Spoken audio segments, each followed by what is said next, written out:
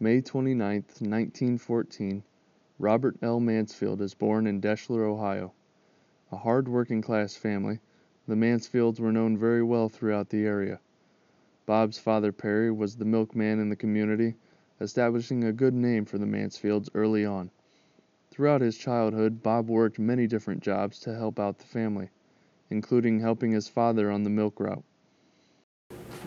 My dad was the hardest working man I know ever since he was little. He was working on farms, he was working whatever job he can get.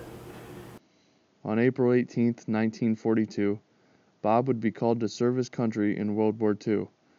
A member of the 75th Infantry Division, Bob served on the front lines in England, France, Belgium, Holland, and Germany. My dad did not like to talk about the war. I think he saw things that affected him too much, like soldiers that have died and people that he had to carry. So there's a lot of things he didn't want to talk about, but what I heard the most was his singing. He liked singing to the troops. They all sang with him. And as a matter of fact, he used to get Christmas cards every year from a guy in Chicago that said how much he enjoyed his singing. Bob was involved in one of the most famous battles in history, the Battle of the Bulge, which was fought during one of the coldest winters in Belgium. Throughout his service, Bob was awarded a number of medals for his bravery, good conduct, and expert marksmanship with the rifle, machine gun, automatic rifle, carbine, and pistol.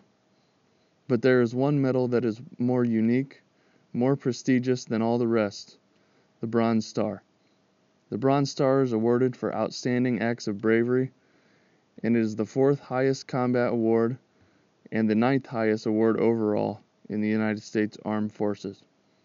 However, Mansfield's Bronze Star included the oak leaf cluster, which is worn for also receiving the Combat Infantryman Badge. According to the official documentation of the United States Army, Private First Class Robert L. Mansfield, Company E, 289th Infantry, for meritorious service in connection with military operations against the enemy from 26 December 1944 to 5 January 1945 in Belgium. At various times when harassing enemy fire was constantly interrupting vital communication lines, the continuity of which was an important factor in the conduct of our operations against the enemy, Private First Class Mansfield reduced delays and interruptions to a minimum under almost impossible circumstances. He located breaks, promptly repairing them despite exposure to hostile observation and intense enemy fire. His maintenance of communications between various elements of Company E resulted in the control and unity of the company while engaging the enemy on an unusually long front. The performance of duty of an exceptional high standard is highly commendable, reflecting great credit upon Private First Class Mansfield and his unit. The mission that he completed to win the Bronze Star doesn't surprise me at all because of his character and his willingness to do whatever it takes to win the war. After returning home from the war, Bob would marry Louise Sheely in 1946. They resided in Leipsic, Ohio, where he and Louise would go on to have 4 children and 10 grandchildren.